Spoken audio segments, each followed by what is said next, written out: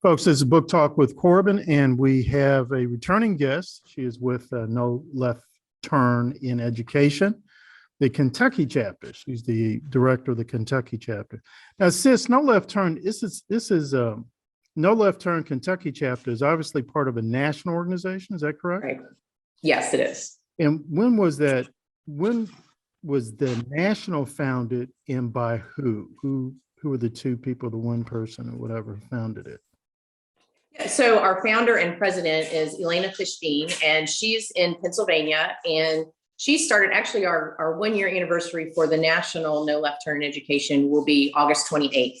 And then I joined the national organization in September or October, probably the end of September, and then started the Kentucky chapter in January. And we just had a national chapter head meeting last night, and we now have over 50 chapters in 25 states.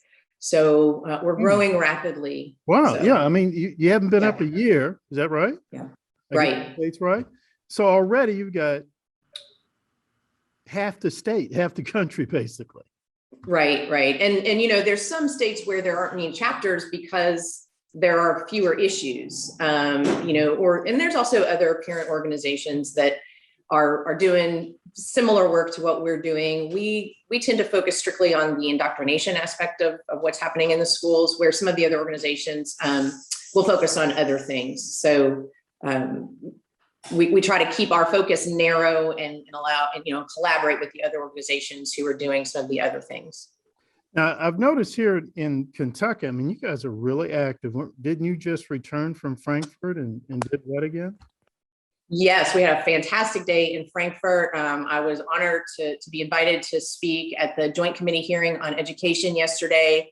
The only downside was I had to follow Ian Rowe, who is absolutely brilliant. And he's with 1776 Unites and offers so many just positive, encouraging solutions to some of these problems. But I was able to testify and share some examples of the indoctrination that is happening all over the state. I've fortunately and unfortunately been on the receiving end of parents, teachers, administrators sending me examples of very concerning, whether it's assignments or professional development choices that they have that, you know, and many of them need to remain anonymous. I've had parents who work for the district and, you know, they want to share, but they have to stay anonymous. Obviously, teachers and administrators have to stay anonymous.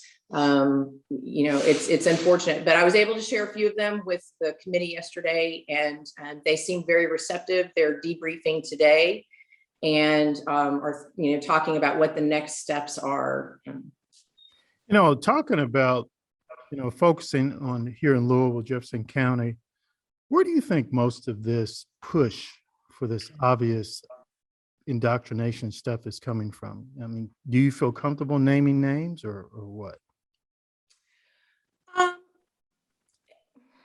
I don't know. And I know that yesterday when I shared the testimony and I shared the examples, one of the journalists was there and she said that I shared a general example without stating where it was from. And, you know, I could share the source, I could share the school, I could share the teacher, but it's not my goal to disparage teachers or disparage schools. It's really my goal to repair a very broken system. So, you know, to name names or to say what organization is behind it or, you know, anything like that, I'm not sure that that's helpful or productive or beneficial. I know, you know, kind of have ideas of who's behind it, but I think at this point I'm focusing more on the solutions. Who's going to be a part of the solution here, and that's what we need to do. And I can bring out, and I did it at the school board meeting last week, you know, the different data and statistics showing that we definitely have problems, and those problems need solutions. And I think focusing on the different entities involved and who the opposition is and things like that, that will lead you down a rabbit hole that's not productive. So I try to stay focused on the solutions. And I know yesterday, Ian Rowe talked about the, what did he call it? Shoot, it was a great word. I loved it. But he basically said that, you know, what's happening is that we're focusing on this one aspect of why are there disparities in learning? Why I mean, he even showed the data from the NAEP scores and really across the board, whether it be, they were only broken down by white, Black, and Hispanic, but really across the board, we're performing very poorly here in Kentucky. And he said, it doesn't make sense to look at that less than 40% of white students in Kentucky are also, not proficient in literacy. That can't be racist. So we can't just look at one issue as to why our students are not performing well. It's a multifaceted problem, and we need to have multifaceted solutions to it. So. But is one of the solutions critical race theory? I do not think critical race theory is a solution for anything. I think critical race theory is a very destructive ideology that will do nothing but break down society. I don't think critical race theory belongs anywhere near K through 12 education. And so do you take the position that there is no evidence to show that critical race theory would boost, academic achievement, grade level readiness, et cetera, across the board? I have not found one study showing, even with, remove the title critical race theory, even with the equity plans that are in place, and this equity, this diversity, equity, inclusion industry is a huge money-making industry, and I have yet to see evidence of it actually improving student achievement. One of the proven ways to improve student achievement is early literacy, early numeracy. Those are the proven methods of improving student achievement. And instead, school districts all over the country are pouring millions and millions and millions of dollars into diversity, equity, and inclusion. And, where is the proof that that's going to improve our students' achievement? Where's the proof? In fact, since it's been implemented, I believe Jefferson County scores have gone down. So, I just don't think that Jefferson County school system would bring in a literacy expert and allow that literacy expert to be paid millions of dollars with promises of doing something, and then show no evidence, and they'll still renew the contract or whatever. There would be a requirement to show evidence of student achievement, and as far as I know, the equity doesn't. So not only there are no studies showing that CRT does it, there's also no evidence showing that diversity, equity, inclusion, whatever all that means, it doesn't do it either. Right. And so I don't know if, my daughter's in the public school system. And so, fortunately now she's a junior at university up north. If she was still in the public school system, I would be concerned because I guess I'm sort of old fashioned. Dear heart, I want you to be able to learn how to read. Right. And then read to learn, learn how to read and then read to learn, and go figure it out. We talked about critical thinking skills. One of the representatives yesterday was a bit taken back by my use of the word indoctrination. And she said that, they really encourage critical thinking skills. And I would argue that students can't think critically about something until they have the information about that thing. Right. And you can't gather that information if you can't read. And so, they say that are encouraging critical thinking skills, but I mean, I read a few prompts yesterday in front of the senators, and it was clearly not asking the students to think critically about something. It was just asking the students to regurgitate what they had been told by a teacher. And it's very unfortunate that, and I use my daughter's example of very minimal reading requirements all throughout middle school and even into her freshman year in high school. And, if we're not giving our students that foundation, how are they going to think critically about the world if they don't know anything about, not just today's current events, but things that happened long ago? It's important for them to have a whole historical worldview. Right. Couldn't agree with you more on that one. Sis, last few questions here. Oh, by the way, this is Book Talk with Corbin, folks. I have a great guest with me, returning guest. Go to my website, booktalkwithcorbin.com, and see other interviews of people I've had about critical race theory. If you're a parent, this is an issue you need to be on top of, period, in the discussion. And if you are in Louisville, Kentucky, you're a parent, you have a son or daughter in a school system in Louisville, Kentucky, you need to start looking at more and more of the data that's out there.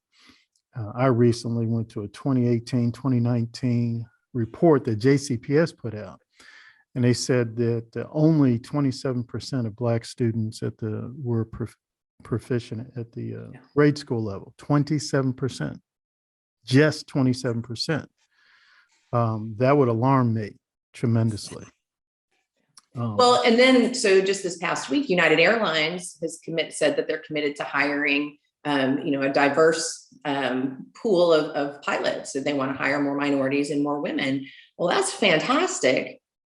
Well, we better make sure that we're providing that pool for them. I mean, they're probably going to have slim pickings in JCPS because, there's no culturally relevant flying. There's no anti-racist math in the cockpit. I know a little bit about it, and I'm pretty sure that good enough isn't really okay in the cockpit. You actually have to be pretty precise. And I want that. I want that for all of our students. I want all of our students to have opportunities to do that if that's what they want to do.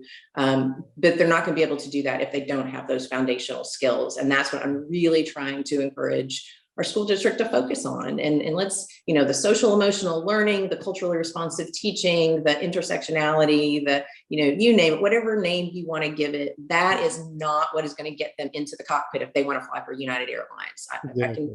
It's just not. Yeah. And speaking as a person I used to have a nonprofit organization. I went through 3 passports. I was flying that much. And, it's just not one time did I ask myself, well, do you have a culturally diverse pilot? Here's what I was asking. Are we going to go up in the air? Okay. We're going to land? Okay. We good, dog. We fine. Exactly. I don't care what you are. Right. And I think that most people feel that way. Same with my doctors. I don't really care. Right. I don't care if you're a purple unicorn who thinks you're a rainbow. I don't care. Just tell me that you know what you're doing when my life is in your hands. Right. And then do it. Right. Yeah. It's like get rid of cancer. Right. But if we really want a diverse pool to choose from, then we need to make sure that we're providing those foundational skills. So I'm all for that. I think that's great. There's, again, you kind of go back, there's a few other things involved as to, why aren't there more female pilots? Well, I know what the life of a pilot looks like, and I can tell you why there's not more female pilots, and it's just, there's more to it than just, it's not sexism. It's not always racism. It's not, it's not those things. There's so many other, issues involved in those things. And I think that we do an injustice to society to just focus on that one issue all the time. It's just, and that's what CRT does. And like you said, it's just not the way the world operates. If you really look at things intensely, like a Dr. Thomas Sowell or the late Dr. Walter Williams, I mean, they've put out books time and time again to show that. Right. So just let me conclude with this. Are you seeing much success around the Commonwealth of Kentucky in opposing CRT? Yeah, I am. And I will say that, well, first of all, our group's almost at 900 members, which has happened overnight. So I found myself in a flurry here lately. So that's great, because what that means is that parents are waking up and are realizing sort of what's going on. And it's not that they're ready to go barging into schools and things like that so much as they're just going to pay attention. They're going to be paying attention to what's being taught. They're going to be paying attention to the curriculum. And because parents are the primary custodians of their children, it is the parents' primary responsibility to make sure that what they're being taught is appropriate. And I think that that's the great thing, that parents need to reclaim that responsibility for their children. So I consider that a success when parents are getting engaged and involved. We also, have we've been to Frankfurt. We have the attention of legislators, and while it's not necessarily ideal for these things to be coming from the state level, it's just going to offer us a little more leverage when we go to fight these things, when we say that these things are inappropriate in our classroom, and then we have legislation behind us supporting that. One of the things that I think that they're going to hopefully be working on is transparency. So that's going to be a huge success. And actually, I had a teacher, I had a lots of teachers in No Left Turn, and I don't know why some of the media likes to paint No Left Turn as anti-teacher, and we are definitely not anti-teacher, but they've been in trainings, and one teacher messaged me and thanked our group because she was told at her training that the curriculum is going to be scrutinized like never before. And I think that's a success in my book, because it should be, because parents should know what their kids are being taught, and it should be something that no one has any problem showing, so yeah, I consider those things a success. Well, no one should have a problem in showing what they're teaching to your child, unless they know what they're teaching is inappropriate, or they know what they're teaching would not be approved by you. This past year, I taught a student privately, and her parents would pop in at any time, and Absolutely, here it is. I'd never buck up, I'd never hide or anything like that. I wouldn't start saying silly things like, "Oh, you're wanting to keep us stuck in the past." Sort of brings me to with Linda Duncan. She's on the Board of Education here in Louisville. And has she been opposing CRT? What's her position been? well, so she wasn't at the last school board meeting, so I don't know what her reaction to all of our speeches were. That was the other thing. It was very exciting to see so many people speaking at the school board meeting on a Tuesday night, and I know many of them, it was the very first time they ever did that, so another success. I did see that she had texted someone from the media and I guess opposing CRT, and I really didn't understand the thread. I just saw pictures of it. So I haven't had a conversation with Linda Duncan, but it did appear that she does oppose CRT in the classroom. I would love to be able to have a conversation with her and to let her know that if she opposes it, if she's the only school board member that opposes it, she has a whole lot of parents behind her that will support her efforts to help root it out and get it out of the classroom. So hopefully she'll reach out to one of us, and and I did tell parents in her district, I said, if you're in her district, reach out to her and let her know that you're there supporting her efforts to get rid of CRT in the classroom. It's fantastic. Unfortunately, I need to conclude here, Book Talk with Corbin. And folks, again, go to booktalkwithcorbin.com. And it's my website. Make a donation, whether it be $5, $500, $5 million, whatever you can afford. I need that money so I can keep on bringing great guests like my sister here. Sis, how can we get a hold of No Left Turn in Kentucky? Is there a website, Facebook page? Tell us. Yes. So we do have a website. It's noleftturn.us. And when you go to noleftturn.us, you can actually find your state chapter under, I believe actually it says maybe indoctrination by state. And you can go down and you'll find Kentucky that way. And it should have my contact information on the Kentucky page. And then we also have a Facebook group, No Left Turn Kentucky on Facebook. And like I said, we're almost at 900 members and, growing every day, which is great. I'm on Facebook, I'm on Twitter. I'm happy to talk to anybody.